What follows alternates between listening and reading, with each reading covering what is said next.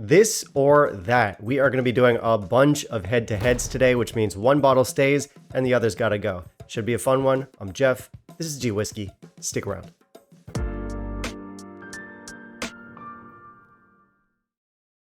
All right, so it's another round of this or that today. These matchups don't come from me. I farmed them from the comment section of the last video I did on this subject or from my patrons. We've got 30 bottles to get through today, so 15 side-by-sides. I will try and briefly explain or justify my choices, but this will be very much a rapid-fire speed round kind of video. Now, I had way too many submissions to get through in one video, so I did have to break it apart. I will be doing a follow-up video to this at some point, maybe next week or the week after, or whenever the hell I feel like it. It's my channel. I do what I want. But that means if you don't see your suggestion in today's video, it might still show up in the next video, provided that I have tried both bottles. I can't compare things that I can't compare. As always, guys, you know the drill. I do have a mystery pour in my glass. Your hint for today is that this is a Campbeltown whiskey, and it is the shiniest Campbeltown whiskey. So that's your hint. Good luck guessing. Let's not waste any more time. Let's jump into our head-to-head. In the meantime, if you'll kindly leave a like down below, that'd be greatly appreciated. All right, we're going to start things off on Islay. I've got two Ardbegs I'm looking at. I've got the Smoky Verst and I've got the Corey Vrecken. And the winner here is going to be the Smoky Verst. Corey Vrecken, A, is not what it used to be, and B, tastes substantially younger. Oppositely, the Smoky Verst is one that I reviewed recently and I really liked it. I thought it was one of Ardbeg's more interesting recent releases, and it's highly recommended. All right, so for the next round, it gets a whole lot harder. We're going to keep that Ardbeg Smoky Verst, but this time we're putting it up against Kilchoman 13. And this is really tough. The Kilchoman 13 is another bottle I reviewed recently. I liked that one a lot too. Both of these actually got the same score. They were both 88. So what I did the other day, I came back to them in a side-by-side and I still couldn't decide. So I'm going to be boring. It's a tie. Keeping it on Islay, we've got two Kalilas. We've got the Kalila 12 against the Kalila Mach. And my choice here is going to be the classic, the Kalila 12. The Mach is fine, but it didn't do much for me. The 12-year-old obviously has more age, but I do think it has more substance. I think the Mach is perfectly pleasant, but it does come off somewhat one-dimensional. So I'm going with the 12. Carrying on with the peat theme, we've got the Ledaig 10 against the Ardbeg 5 Wee Beastie, which is a kind of an interesting matchup. I didn't see that one coming. And I'm going to piss some people off here. I'm going to stick with the Ardbeg 5. I do like the Ledaig 10. I think it's a beautiful whiskey, but I don't like it quite as much as a lot of you, and I just think the Ardbeg 5 is better.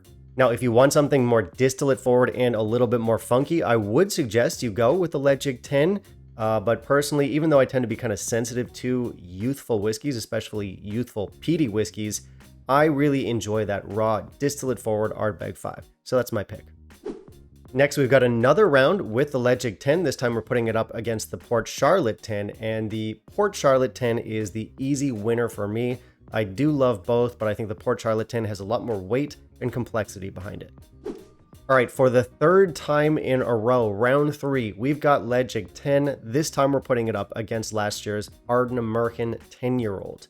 And for this one, this was a little bit harder, but for this one, I'm going to go with the Ardnamurchan 10 just because I like those brighter, cleaner notes that we get in Ardnamurchan. It's just more my style. And listen, I genuinely do like the Ledaig 10 despite losing the last 3 rounds. I think it's an excellent whiskey, and if you've not tried it, I highly suggest you check it out. It's just that for these rounds, the competition was a little bit too fierce. That's all. Next up, back to Islay. There seems to be a lot of Islay on today's list. We've got the Finlaggan Cast Strength against Port Charlotte 10. Finlaggan Cast Strength is actually pretty good. It's one of the better mystery malts out there, meaning that it's from an undisclosed distillery. Some people think it's from Kalila. Some people say it's from Lagavulin. If you know any better, or if you've got your own theories, you can put those down below. I don't know, but I do know that it is a good whiskey. However, the Port Charlotte 10 has the advantage of age and some pretty masterful cask play, and just a wonderful character that I think is a little bit more interesting and engaging. So I'm going with Port Charlotte. All right, we're finally getting away from Islay for a bit. Next, we have Scapa 10, and we're putting it up against the Ardnamurchan 10. For me, Ardnamurchan 10 is going to be the easy winner here. I have yet to try the 21, but I've tried the 10 and the 16 from Scapa. Ironically, I like the 10 more, but no, the new Scapa line has not really impressed me. So yeah, gotta be Ardnamurchan. A new line that has impressed me a lot more, however, is the new Glenglassaugh line, which they put out, I think, 2 or 3 years ago. For me, the standout from that line being the Sandend. And here we're going to be putting the Sandend up against Clynelish 14. This is kind of a tough one. I have a mixed history with Clynelish 14. I do like it, but a lot of you out there like Clynelish 14 more than I do. Oppositely, with the Sandend, I seem to like it a lot more than a lot of you out there do. So controversial pick here, but I'm going to go with the Sandend. I'll see you all down below in the comments. Next, we have the Sandend again. This time we're putting it up against the Ardnamurchan AD. And this is a really tough one. I think most enthusiasts would lean towards the Ardnamurchan, but I do have a soft spot for that Sandend. I think it is a beautiful whiskey. Tough competition. Sorry, it's a tie. All right, we're going back to Islay once again. This time we've got Laphroaig 10 up against Ardbeg 10. And for me, it's an easy win. I'm going to go with the Ardbeg 10. Ardbeg 10 has been a bit of a roller coaster over the years. Ardbeg, in terms of their core range, does suffer from inconsistency issues, but over the last year or two, I do seem to have noticed a bit of a return to form. Not only that, Laphroaig 10 for me always feels a little bit underpowered. It's got a lower ABV. And really, if it just comes down to the brands themselves, I've always found Ardbeg to be a more interesting and engaging distillate than Laphroaig, so it's got to be Ardbeg. Laphroaig is still a good brand though, and we're going to up the ante a little bit in this round because we're looking at the Laphroaig 10 Sherry Oak, which for me is a substantial step up from the standard 10. Here we're going to pit it up against Kilchoman Saannig. And listen, even though Laphroaig and I don't always get along, and Kilchoman and I often get along, in this scenario, I'm going to go with the Laphroaig 10 Sherry Oak. I love the intensity, I love the interplay between the casks and the distillate, and yeah, it's just a beautiful whiskey. Oppositely, I love Kilchoman, but the Saannig has never been one of my favorites from them. I do apologize to the Saannig gang over at First Fill Whiskey. Unlike your taste in YouTube channels, I'm sure you do have excellent taste in whiskey, but for me, the Saannig has always been a like, not a love. Next, Old Pulteney 18 against Talisker 18. This one is really interesting. Old Pulteney 18 is excellent. I would even say that it's an underrated or overlooked whiskey, but I've got to go with the Talisker. I think Talisker with a nice age statement behind it is always something to behold. That said, I've not tried the new bottle. I've only tried the older version of Talisker 18, which I think is fantastic. I've heard there have been some changes made with the brand, with the redesign. That certainly was the case with the 10-year-old, so I can't speak to its quality now, but going off of the bottles I have tried, it would be Talisker. Okay, Battle of the Budget Bangers next. We've got Arran 10 up against Glencadam 10, which is a really interesting matchup.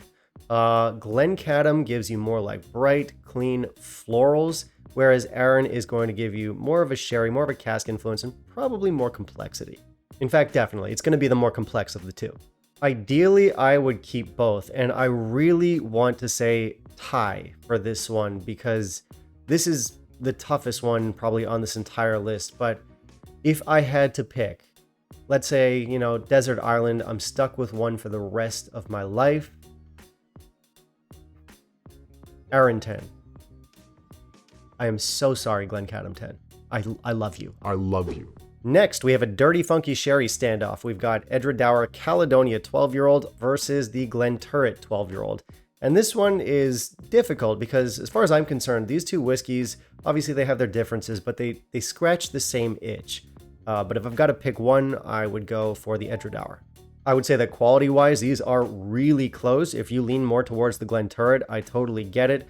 I'm picking Caledonia just because I find it to be the more Moorish and reachable of the two, but yeah, really close.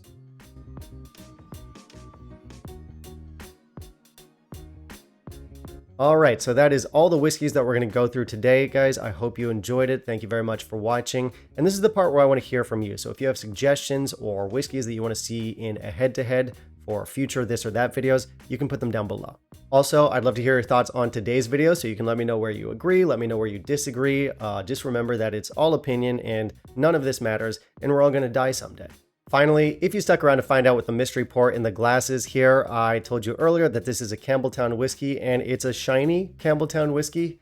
That's all I gave you. What I'm drinking today is Hazelburn 10. This is a beautiful whiskey. It's something that I will be reviewing very soon. It doesn't really have anything to do with today's video or even the next video on this topic, but it sure is the whiskey in my glass. And that, ladies and gentlemen, will bring us to the end of today's video. I hope you enjoyed it. As I said, put your suggestions down below. If you want to help support the channel, I do have Patreon and PayPal link down below as well. This channel is all me. Scripting, shooting, editing. It's a one-man show, so any kind of support is greatly appreciated. Patrons are over there, and we'll catch you in the next video. Bye, guys.